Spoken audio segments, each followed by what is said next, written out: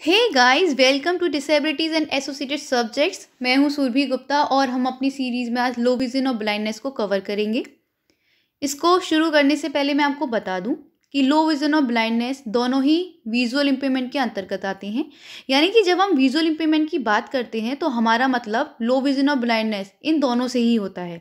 तो हम इन दोनों को साथ में ही पढ़ेंगे। लो विजन लो विजन एक ऐसा लॉस है जिसको हम करेक्ट नहीं कर सकते, जिसको हम सही नहीं कर सकते आई ग्लासेस के द्वारा, मेडिकल और सर्जिकल ट्रीटमेंट के द्वारा। यानी कि जो एक परमानेंट लॉस है जो सही नहीं किया जा सकता। हमें दिखेगा लेकिन करेक्ट नहीं दिख सकता। उसके बाद हम ब्लाइंडनेस की बात करें तो is the inability to see anything. हमें कुछ भी नहीं दिखता, इवन लाइट तक हम नहीं देख सकते। ब्लाइंडनेस में सब कुछ ब्लैक होता है। उसमें ब्लाइंडनेस को भी दो पार्ट में डिवाइड किया गया है, जिसमें पार्शियली ब्लाइंडनेस और लीगल ब्लाइंडनेस आते हैं। पार्शियली ब्लाइंडनेस में लिमिटेड विजन होता है, जिसको हम ऐसे समझ सकते हैं कि अगर आपको दो शेप दिखाई जाएं जिनको पार्शियली ब्लाइंडनेस है, वो उसमें डिफ्रेंशिएट नहीं कर सकते। नेक्स्ट है लीगल ब्लाइंडनेस।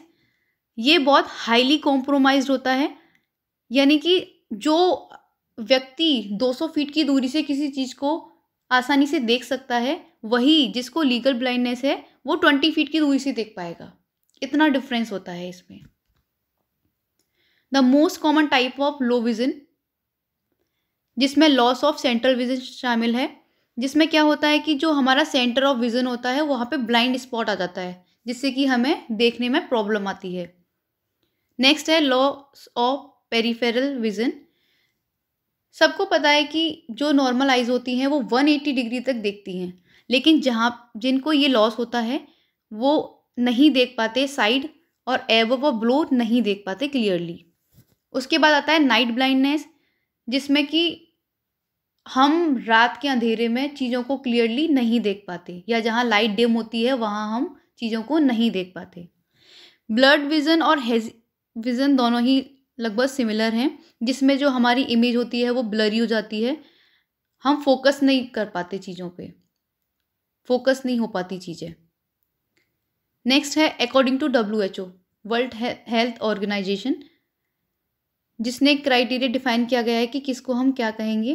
पहले मैं कुछ टर्मोलॉजी को डिफाइन कर दूं, जैसे 20/30 लिखा हुआ है और 20/60 लिखा हुआ है। इसका मतलब है कि जो नॉर्मल व्यक्ति 30 फीट की दूरी से किसी चीज़ को देख सकता है, वही जिसको ये लॉस है, विजन लॉस है, वो 20 फीट की दूरी से उसको देख पाएगा। और जैसे किसी चीज़ का एक लेवल होता है, पहले माइल्ड, मॉडरेट, सीवियर, प्रोफाउंड, यानी कि चीज़ें बढ़ती जाती हैं, इसी तरीके से इनको कैटेगराइज किया गया है। तो 20/30 टू 20/60 का डिफरेंस जिसमें होता है उसको माइल्ड लेवल का विजन लॉस होता है।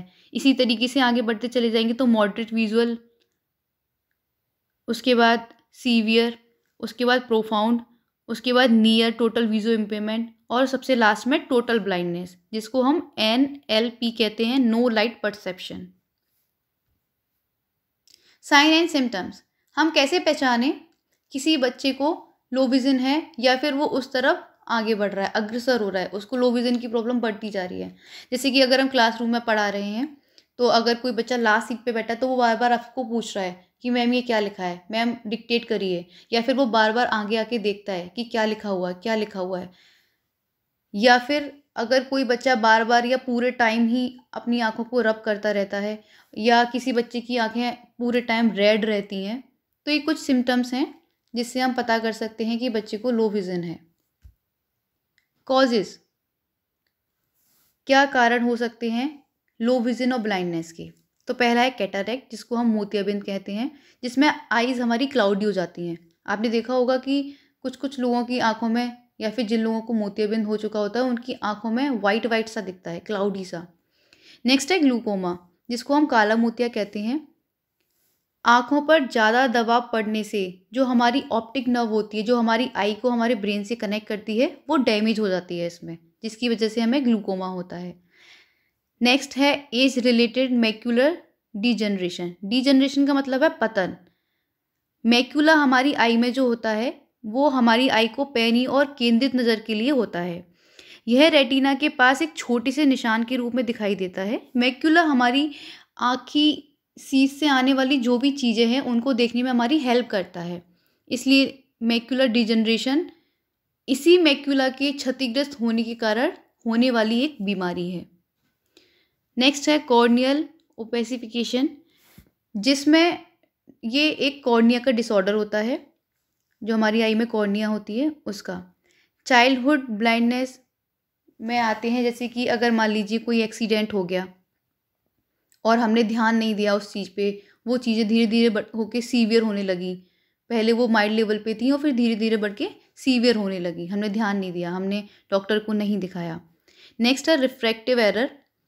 Refractive error means that the shape of your I does not bend light correctly resulting in a blur image.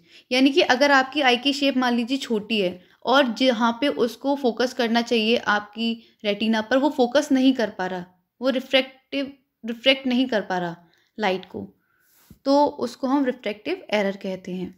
Next है ट्रकोमा, जिसमें बैक्टीरियल इन्फेक्शन होता है जो हमारी आई को अफेक्ट करता है। नेक्स्ट है डायबिटिक रेटिनोपैथी।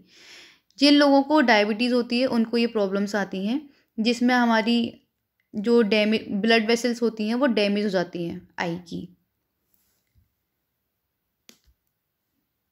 नेक्स्ट है एसोसिएटेड डिसेबिलिटी। ज़रूरी नहीं है कोई भी डिसेबिलिटी सिंगल हो, उसके साथ और भी डिसेबिलिटीज़ ऐड हो सकती हैं, जैसे ब्लाइंडनेस के साथ साथ इंटेलेक्चुअल डिसेबिलिटी भी देखी गई है, ऑटिज्म स्पेक्ट्रम डिसऑर्डर भी देखा गया है, सीपी भी देखी गई है, हियरिंग इम्पेयरमेंट और एपिलेप्सी भी। और जिन लोगों को हियरिंग इम्पेयरमेंट और ब्लाइंडनेस एक साथ होता है उनको हम डेफ ब्लाइंड बोलते हैं।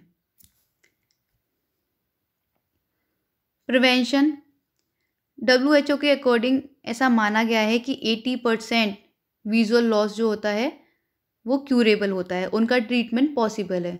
यानी कि अगर हमें कोई साइन या सिम्टम्स दिखते हैं तो हमें ये वेट नहीं करना कि आई खुद से ठीक हो जाएंगी, हमें डॉक्टर के पास जाना चाहिए ताकि हम उसको जहाँ तक है वो वहाँ तक उसको रोक सकें, अपनी आई की पावर को बचा सकें। कंप्यूटर एंड मोबाइल टेक्नोलॉजी, जैसा कि हम सब जानते हैं, विजुअल इम्पेयर जो लोग होते हैं और जो ब्लाइंड लोग होते हैं उनके लिए गवर्नमेंट के द्वारा बहुत सारी चीज़ें प्रोवाइड की जाती हैं। जैसे आपने देखा होगा जो नोट होता है उस पर भी उनके लिए एक अलग साइन होता है।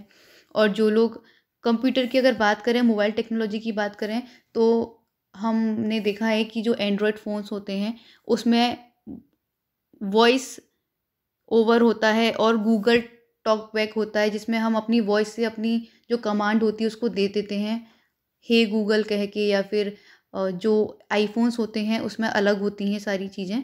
स्क्रीन रीडर होता है जो उनकी हेल्प करता है, और आज के टाइम से भी जो सबसे ज़्यादा मोस्ट फेमस स्क्रीन रीडर है उसका नाम जॉ है, जॉ सॉल्यूशन, जो विंडो स्क्रीन रीडर है।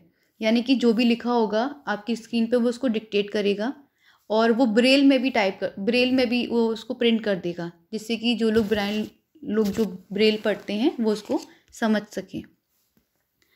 साइकोलॉजिकल पर्सपेक्टिव में ये हर डिसेबिलिटी पे एप्लीकेबल होता है। हमारे जितने भी सेंसेस होते हैं वो 100% होते हैं, यानी कि 20-20 हम उनको डिवाइड कर सकते हैं।